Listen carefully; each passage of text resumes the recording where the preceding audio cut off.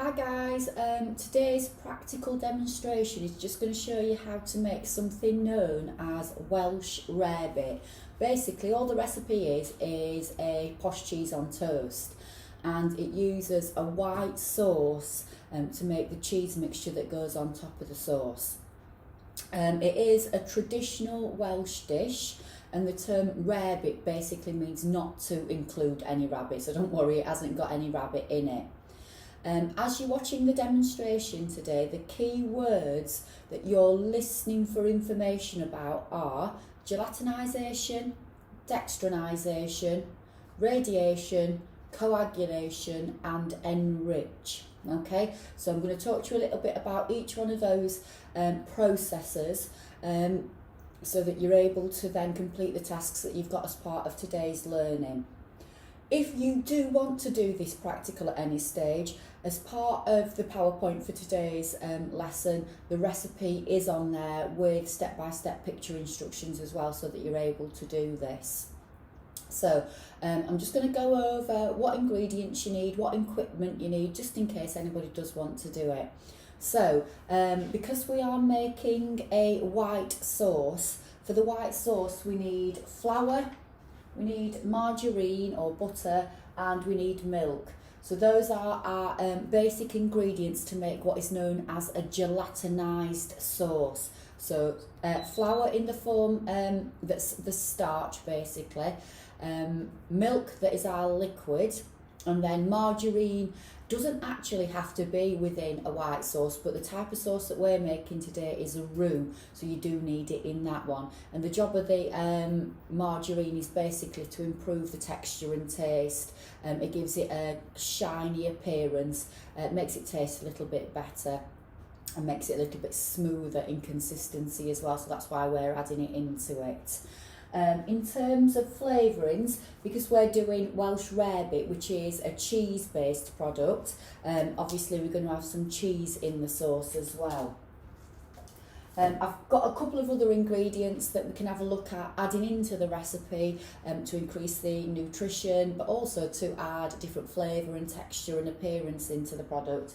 And then the other thing that I need is my bread, because obviously it's going to be something on toast. So basically, Welsh rarebit is a cheese sauce on toast, basically, that you grill, okay?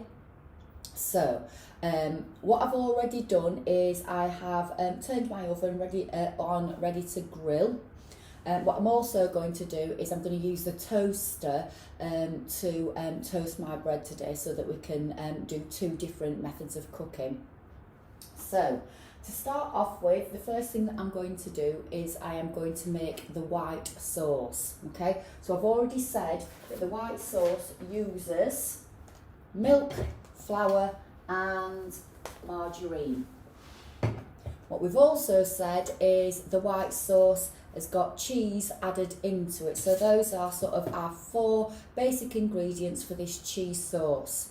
The cheese sauce that we're making actually can be used to be put on top of things like lasagna or on macaroni cheeses. So it's a basic white or cheese sauce that can be used for pasta dishes and those kind of things as well. So it is a really good skill to have.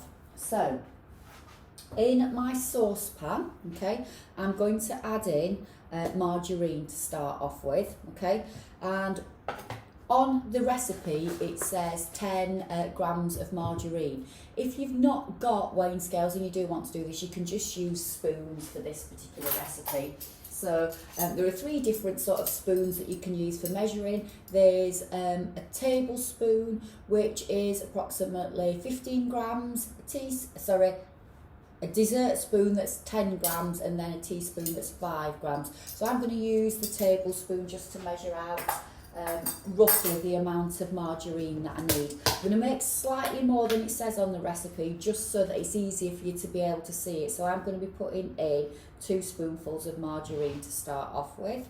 So 1 spoonful going in, 2nd spoonful going in.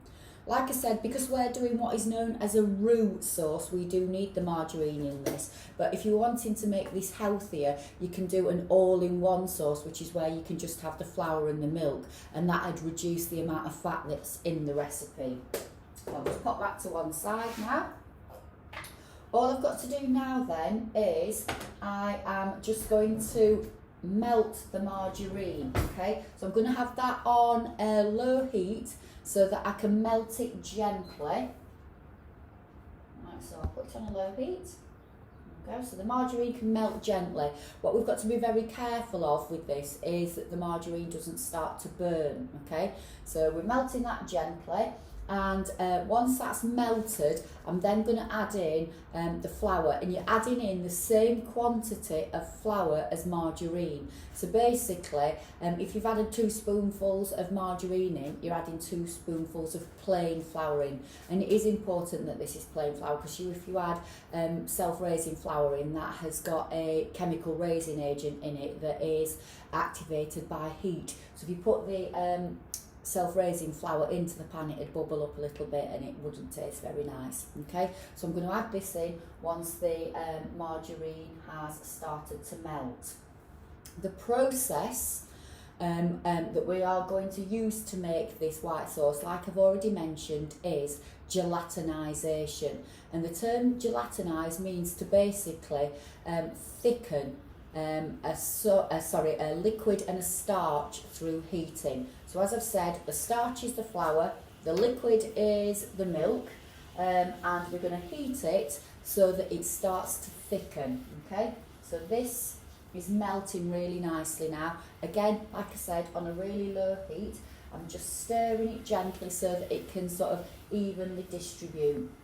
If you remember the work that we've already done on methods of cooking and heat transfer, you'll remember that heat at the moment is being transferred through conduction, because the heat is conducting through the pan. Right, so you can hear that my margarine is now melted. So what I'm going to do is I'm just going to turn it down, because what I don't want to happen is for the margarine to evaporate, and I'm going to add in 2 spoonfuls of flour. Just get a bit more in. Right, so again, I'm just going to stir that in to create a paste. Right, so this is the roux. Oops, I'm just going to sneeze. So I'm just blending that in until we get a smoothish mixture. So it basically looks a little bit like mashed potato. What you want to do is just cook it out slightly, because what you don't want is anything that tastes of flour. Okay, so I'm not sure whether you can see it very well, but that's what it looks like. So you can see it's like a paste. I've just dropped a bit on my chopping board. Once you've got it into a paste like that, you're going to add in the milk. And you're adding in, again, approximately 200 millilitres, but if you've not got a measuring jug, if you just add the milk in gradually until you get this sort of thickened mixture. When you're adding your milk, what you'll do is you'll add a little bit in, and then you want to stir it round, heating it so that the mixture starts to thicken. Alright, so I'm just stirring this round now, so getting into the edges so they can get all of the starch out, and I'll show you what it looks like. Again, it's still looking quite a thick mixture at the moment because I've not got all my liquid in there. So I'm going to add a little bit more liquid in now and give that a stir round again. So it's stirring continually as we are adding the liquid in so that you don't end up with lumps. Right, so what's happening now is we've got starch and liquid in there. So as the starch starts to heat up, it absorbs the liquid.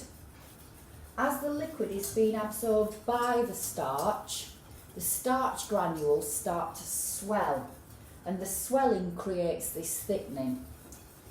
Once the starch granules have absorbed as much liquid as they can, the starch granules actually burst, and the liquid starch that's inside them leaches out and creates a gelatinised or a continually thick mixture.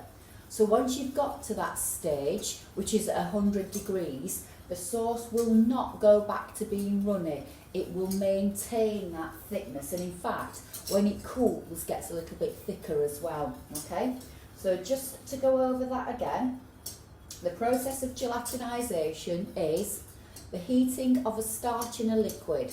So the starch is the flour, the liquid is the milk. As the starch starts to heat up, so when you first put it on the pan and you've got your flour and milk together, your flour starts to heat up, and during that heating up process it starts to suck up, or like that, the milk. So it's a little bit like when you put a sponge in the bath, it soaks up the liquid straight away. What then happens is it's soaked up as much liquid as it can, again a bit like a sponge in the bath, and you lift it out and it's like dripping lots and lots of liquid out of it, isn't it? This is what happens here. So the starch granule bursts, and all of this sort of starchy liquid that's inside the flour then sort of seeps out. What we're looking for is a really smooth sauce. So we've got to that stage now. So again, it's nice and smooth. There's no lumps in there. But what we've also got to make sure is that this reaches boiling point, because it doesn't totally gelatinise until it's boiling. When it gets to boiling point, what you've then got to do is you've got to get it to where it is simmering for about 2 minutes, and then you know gelatinisation has totally occurred. Alright? So that's our process of gelatinisation. What we're then going to do is we're going to add our flavourings into this mixture. So we've said that Welsh rarebit is basically cheese on toast. So the flavouring that's going to go into here is obviously cheese. What we've got to do is add the cheese off of heat, because if you add cheese to direct heat, what happens is a process known as coagulation, which is basically when the protein particles denature, and what happens is you end up with quite a sort of bitty mixture rather than it being nice and smooth. Right, so my sauce is now bubbling rapidly. I need it to do that for, like I said, 2 minutes, and then I can take it off the heat just to be able to start to add my cheese into it. So that's done. Turn the heat off and pop it onto my tray, because obviously I want to make sure that I'm not putting it on till it stops. No, it hasn't. It has. I've frozen.